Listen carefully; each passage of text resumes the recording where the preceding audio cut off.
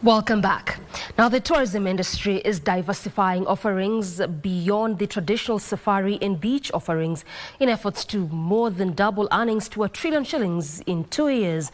Deputy President Professor Kithure Kindiki, speaking at the official opening of the 15th edition of the Magical Kenya Travel Expo in Nairobi, said the tourism industry could create thousands of jobs, a vision that is within reach if Kenya boldly repositions itself as a diverse world-class destination.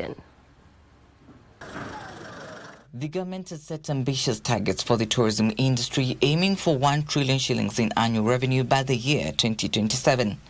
This is expected to be earned from doubling domestic tourists to 10 million bed nights and attracting 5.5 million international visitors annually.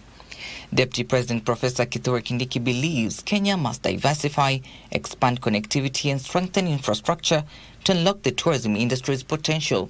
The tourism sector must become a critical interlocutor in the transport, logistics, trade and investments, land and environment, MSMEs, labor and social protection sectors, driving the policy focus towards synergized outcomes. Attracting investments in tourism and even in the conservation space, that is one of our priorities.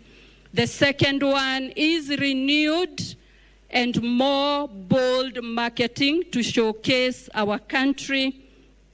Thirdly, capacity building. Professor Kindiki cited government-led projects such as the Nairobi-Nakuru Summit Highway, the Dongo-Kundu bypass and increased international flights flying into Kenya as part of wider efforts to expand access into the country. We must develop new tourist products and exploit untapped potential in non-traditional attractions and regions to spur the sector's growth.